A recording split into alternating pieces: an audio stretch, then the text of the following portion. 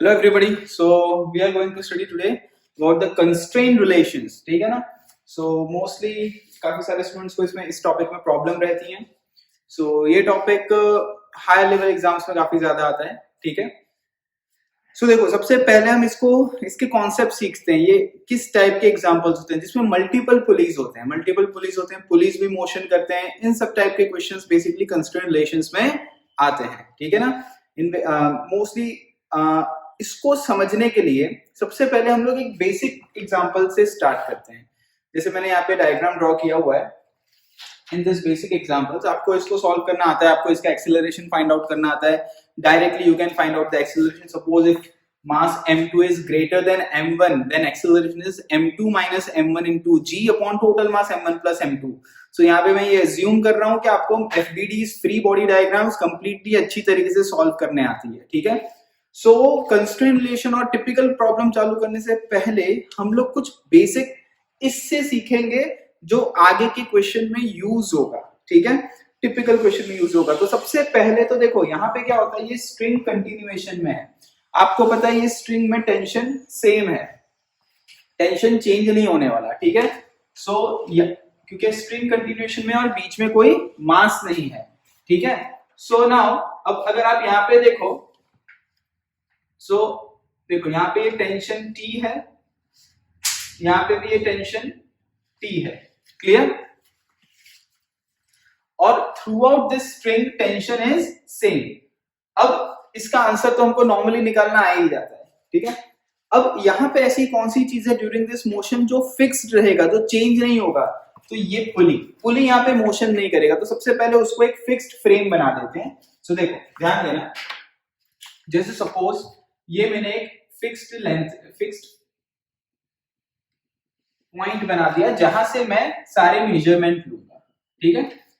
अब suppose in this example let your m2 is greater than m1, for example.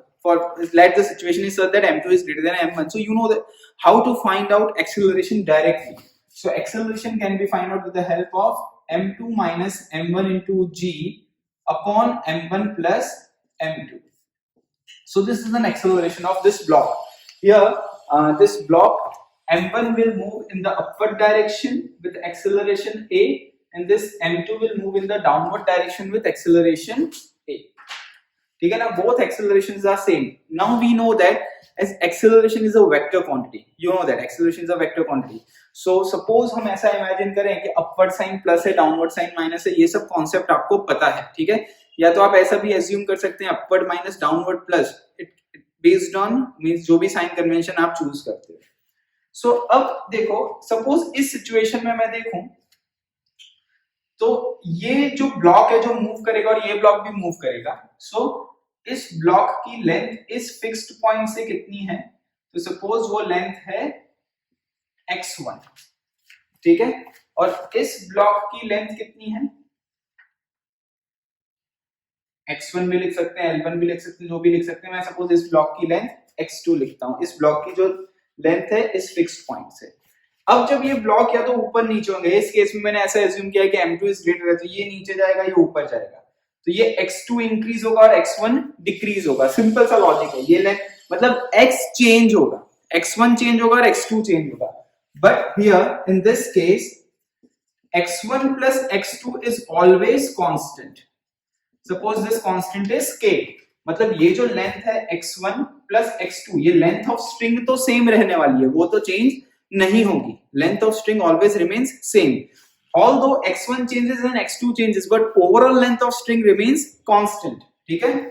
सो ये किया हम लोगों ने. अब सपोज सिंपल सा लॉजिक, इसका डिफरेंशिएशन करते हैं. Differentiating both side, differentiating both side with respect to time. तो इसका डिफरेंशिएशन कोई लिखने की जरूरत नहीं है, डायरेक्टली करना है. कोई स्कूल एग्जाम में तो आएगा नहीं, हमको डायरेक्टली आना चाहिए. पोजीशन का चेंज जो होता है with respect to time, it give you velocity. पता है ना आपको, x को टाइम के साथ डिफरेंशिएट करेंगे तो वेलोसिटी आएगा. तो इसका डिफरेंशिएशन वेलोसिटी होगा. तो v1 प्लस v2 और कांस्टेंट का डिफरेंशिएशन 0 होता है. Again differentiating with respect to time above equation, इसको भी टाइम के साथ डिफरेंशिएट करो. तो ये क्या हो जाएगा, वेलोसिटी का डिफरेंशिएशन एक्सीलरेशन, एक्सीलरेशन, और जीरो का differentiation zero, so a1 equal to minus a2, मतलब magnitude why minus sign indicate करता है कि एक ऊपर जा रहा है तो एक नीचे जा रहा है, इसका ये मतलब है। समझ में आई बात आपको स्टूडेंट्स? सो होपफुली आपको ये पूरा कॉन्सेप्ट समझ में आया होगा कि कैसे आया है। अब जब हैवी क्वेश्चन सॉल्व करेंगे अपन, जब भी हैवी क्वेश्चन सॉल्व करेंगे, तो हैवी क्वेश्चन के लिए एक चीज आप ध्यान रखना कि आपको ये रिलेशन फाइंड आउट करना होता है। जैसे x1 प्लस x2 कांस्टेंट कर दिया, उसके बाद डायरेक्टली आपको ये लिख देना है कि a1 plus a2 is zero, therefore a1 equal to minus a2। समझ में आया? ये पहला एग्जांपल है, शॉर्ट में मैं आपको समझा रहा हूं, लेकिन यहां से ये डायरेक्टली आना चाहिए और यहां से ये भी डायरेक्टली आना चाहिए। मतलब एक्सेलरेशन एक प्लस है तो दूसरा माइनस है, मैग्नीट्यूड वाइज दोनों सेम है बट डायरेक्शन वाइज दोनों माइनस है, मतलब एक ऊपर जा रहा है तो एक कहां जा रहा होगा, नीचे जा रहा है। इसका मतलब ये है a1 equal to minus a2, magnitude wise they are same but direction wise they are opposite. Obviously ये ऊपर जा रहा है ये नीचे जा रहा है, तो direction wise they are opposite. तो ऐसे रिलेशंस हमको निकालने होंगे कंस्ट्रेंट मोशंस में। ऐसे पुलिस वाले क्वेश्चन होंगे, फिर हमको चूज करना होता है कि कौन सा फिक्स पॉइंट लें, उस फिक्स पॉइंट से ये ओवरऑल लेंथ कांस्टेंट रहे, वो लेंथ रिलेशन आपको पता चल जाएगा, तो उससे आपको सीधा एक्सेलरेशन रिलेशन पता चल जाएगा। जैसे x1 प्लस x2 कांस्टेंट है तो a1 प्लस a2 क्या हो जाएगा, zero, that means a1 equal to minus a2। तो इतना सारा नहीं लिखना है, सिर्फ ये रिलेशन बना के सीधा ये आना चाहिए। ठीक है स्टूडेंट्स, होपफुली समझ में आया। अब अपन इसके बाद टिपिकल क्वेश्चंस देखते हैं, इसको नोट कर लेते हैं तब तक।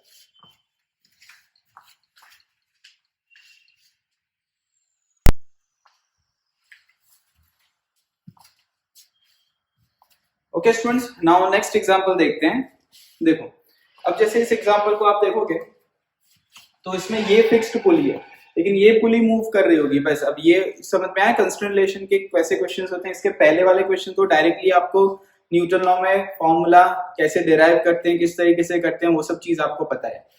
लेकिन यहाँ पे कैसे करेंगे, क्या कॉन्सेप्ट यूज करेंगे, इसीलिए पहला इजी क्वेश्चन बताया मैंने आपको, ताकि वो कॉन्सेप्ट आपको इजीली पता चले। ठीक है, अब जैसे इस क्वेश्चन में क्या गिवन है, यह block m1 and m2 are moving up with the velocity of 1 meter per second. मतलब ये अपवर्ड मूव कर रहा है, ठीक है ना, 1 मीटर पर सेकेंड से, और m2 भी 1 मीटर पर सेकेंड से अपवर्ड मूव कर रहा है। जो भी रेड पेन से बनाया है वो सब डेटा गिवन है, और ये क्वेश्चन गिवन है ब्लू पेन से। अब m1 and m2 are moving up with the velocity of 1 meter per second, find v3। इसकी वेलोसिटी फाइंड करना है, क्या ये ऊपर जा रहा है नीचे जा रहा है, वो सब फाइंड आउट करना है। ठीक है ना, ऑब्वियस बात है, ये डाउनवर्ड जा रहा होगा कि ये ऊपर जा रहा है तो ये डाउनवर्ड ही जा रहा होगा।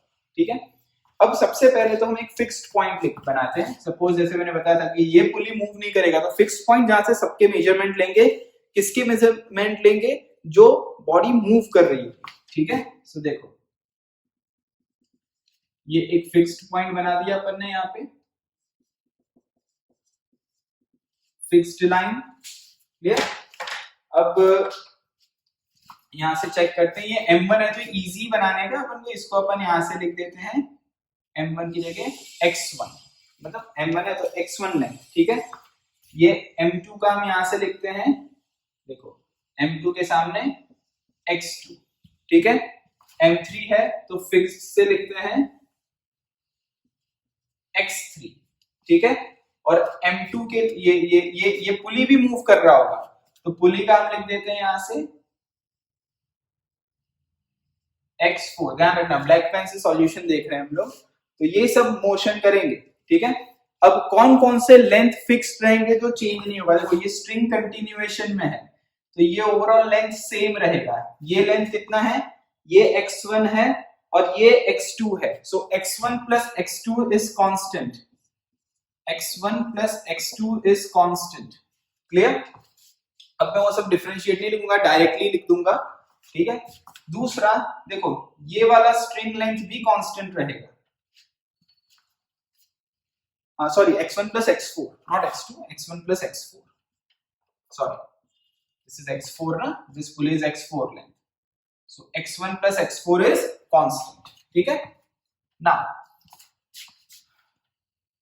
ये लेंथ भी कांस्टेंट रहेगा, so this is x2 and this is x3. तो ये इतना लेंथ कितना है, देखो this much length, ये जो लेंथ है ये लेंथ देखना है, ठीक है ना। तो ये लेंथ कितना होगा, this whole minus this means this x2 minus x4 इतना होगा, ठीक है। so x2 minus x4 plus ये इतना x2 minus x4 है, और ये length, this overall length is constant, so this plus this, ये लेंथ कितना होगा, x3 minus x4, this is x3 minus x4 इतना length, so x3 minus x4 is constant, ये सब लेंथ कांस्टेंट रहेंगी। तो इससे क्या आएगा फाइनल रिलेशन, देखो इसको अगर आप सॉल्व करते हो तो x2 plus x3 minus 2x4 is constant, ये आपका फर्स्ट रिलेशन आया, ये आपका सेकंड रिलेशन आया, बराबर। इससे क्या पता चलेगा, इसको डिफरेंशिएट करेंगे तो डिफरेंशिएशन इसकी वेलोसिटी होगी, सो v1 plus v4 कांस्टेंट का डिफरेंशिएशन 0, और इसका डिफरेंशिएशन करेंगे तो v2 plus v3 minus 2 v4 is 0, ठीक है। तो ये आ गया अपने पास रिलेशन। अपन को v1 और v2 पता है, we know v1 and v2, और v3 निकालना है, v3 निकालना है, v1 v2 पता है। तो यहां से देखो मैं फ्रॉम 1, ये इसको फ्रॉम ये a बोल देता हूं, और इसको मैं b इक्वेशन बोल देता हूं। सो फ्रॉम a v1 को मैं क्या लिख सकता हूं, माइनस v4, बराबर।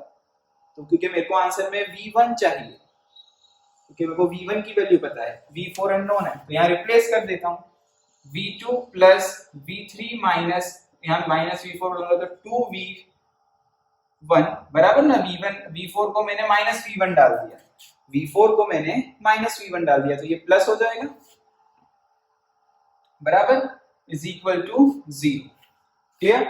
नाउ मुझे ये अपवर्ड मूव करते हैं, तो साइन कन्वेंशन में ऐसे चूज करता हूं कि upward is plus and downward is minus. तो देखो v2 क्या है, दोनों अपवर्ड मूव हो रहे हैं 1 से, v2 1 अपवर्ड, v3 मुझे फाइंड आउट करना है, तो एज इट इज रखता हूं 2, v1 is also moving up with 1 equal to 0। So इसको अगर आप सॉल्व करते हो तो v3 कितना हो जाएगा, 1 plus 2 3 उस साइड लेके जाएगा तो -3 meter per second, that means this v3 is moving down with velocity of -3 meter per second. ध्यान रखना है, ऐसा नहीं कि इसकी वेलोसिटी 1 है तो इसकी भी 1 लिख दो, -3 meter per second is your answer. Minus indicate downward direction, तो कॉम्पिटिटिव एग्जाम में ऐसे भी क्वेश्चन आ सकते हैं 3 डाउनवर्ड 3 अपवर्ड, तो ध्यान रखना 3 downward, because you have taken sign convention as downward as minus and upward as plus, क्योंकि यहाँ पे आपने अपवर्ड, यहाँ वेलोसिटी 1 दी है तो यहाँ पे अप को प्लस लिया है, देखो, ठीक है। सो होपफुली आपको ये कंस्टेंट रिलेशन आप समझ में आया। तो हर एक क्वेश्चन इसी तरीके से करना है, आपको एक फिक्स्ड पॉइंट चुनना है और वहां से कौन सी चीज मूव हो रही है उस हिसाब से आपको आंसर निकालना है। सेम क्वेश्चन में आप एक्सेलरेशन के रिलेशन भी निकाल सकते हो। क्या होगा यहाँ एक्सेलरेशन का relation, a1 plus a4 is equal to 0, that means a1 is equal to minus a4, यहाँ पे भी a2 plus a3 minus 2a4 equal to 0। तो इस तरीके से एक्सेलरेशन रिलेशन भी आ जाएगा। तो इंपॉर्टेंट यही है, ठीक है ना, फिक्स्ड पॉइंट से कैसे मेजरमेंट लेते हैं, ठीक है ना, नोट कर लो इसे।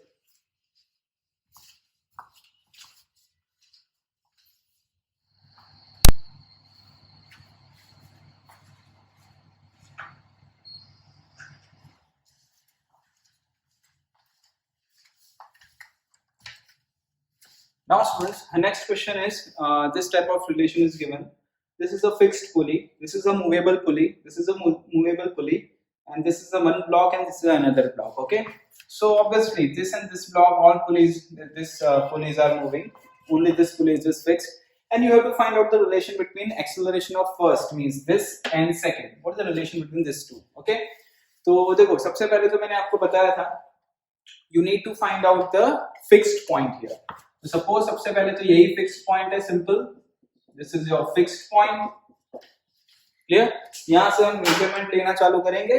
देखो कौन से मेजरमेंट लेंगे, जैसे ब्लॉक है उसी के हिसाब से लेंगे। ये लेंथ हो गई अपनी x1 सेकेंड, इसकी लेंथ हो गई x2, this is your x3, and this is your x4. Okay, now this string is in continuation, so overall length is fixed. That means this x1 and this much of length, which is x3, is fixed. So in solution मैं लिख सकता हूं ऐसा, x1 plus x3 is fixed, which is constant. Then ये वाली length भी fixed होगी. ये लेंथ कितनी होगी? So this length will be ये इतनी length. Okay, x1 minus x3 ये होगा.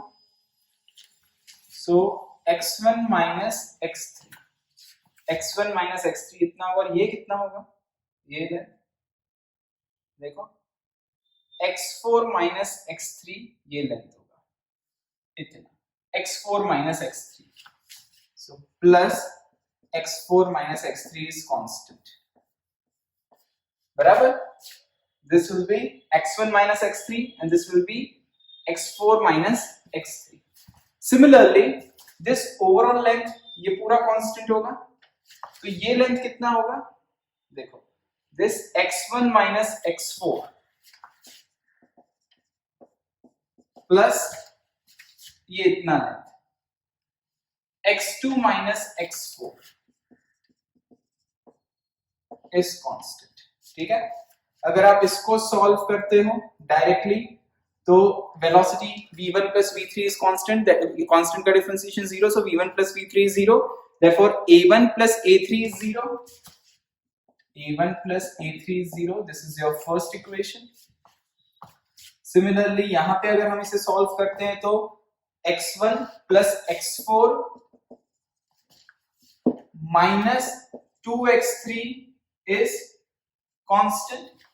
So इसका डिफरेंशिएशन फर्स्ट टाइम करेंगे तो वेलोसिटी, सेकंड टाइम करेंगे तो एक्सेलरेशन. सो a1 plus a4 minus 2a3 और कांस्टेंट का तो 0 होता है. So this is your second relation. एक ये फर्स्ट आ गया, एक ये सेकंड आया. क्लियर? और यहाँ पे क्या हो जाएगा? x1 plus x2 minus 2x4 is constant. Therefore a1 plus a2 minus 2a4 is 0. So this is your third relation. तीन रिलेशन आ गए आपके पास. आपको आंसर में लाना है 1 और 7 में रिलेशन. तो 1 और 7 में कैसे रिलेशन लाओगे? सॉरी 1 और 2 में, 1 और 7 नहीं, 1 और 2 में रिलेशन लाना है. तो हमें पूरे इक्वेशन को 1 और 2 में कन्वर्ट करना पड़ेगा. ठीक है ना? तो देखो, मैं यहाँ a3 को माइनस a1 लिख सकता हूँ. ठीक है, और देखो 1 बाय इसको मैं a3 को माइनस a1 लिख दूंगा तो ये a1 और a4 में हो जाएगा. तो ये a और a4 को यहाँ पुट कर दूंगा तो a1 a2 में सारे आंसर आ जाएंगे. ठीक है, सो देखो, फ्रॉम 1 and 2 मैं क्या कर रहा हूँ? a3 को 1 में a3 को मैं माइनस a1 लिख सकता हूँ. यहाँ पे माइनस a1 डालूंगा, a1 plus a4 minus a1 डालूंगा तो 2a1 प्लस में आ जाएगा, ये प्लस हो जाएगा. So which implies your 3a1 plus a4 equal to 0. यहां से a4 की वैल्यू आ गई मेरे पास माइनस 3a1, क्योंकि आंसर में a4 नहीं चाहिए. Put in 3. सो क्या हो जाएगा? देखो, a1 प्लस a2 और आप a4 की जगह क्या लिख सकते हो? Minus 3a1. So minus minus plus हो जाएगा. ठीक है ना? a4 की जगह, और यहाँ पे 2 भी है, सॉरी.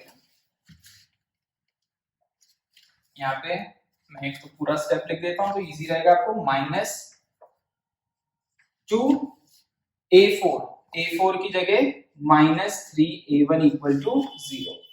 ये क्या रिलेशन आया? a1 plus a2 plus 6a1 equal to 0, which implies a2 equal to minus 7a1. This is the relation between first acceleration and second block acceleration. ठीक है, so hopefully आपको समझ में आ गया होगा. इस तरीके से आंसर निकालना है. कंपैरेटिव एग्जाम में ऐसा क्वेश्चन पूछ सकते हैं, acceleration of block 1 is 1, what is acceleration of block 2, so answer comes out to be, ये अगर 1 है तो ये -7 होगा इस हिसाब से। ठीक है स्टूडेंट्स, नोट डाउन कर लो इसको भी।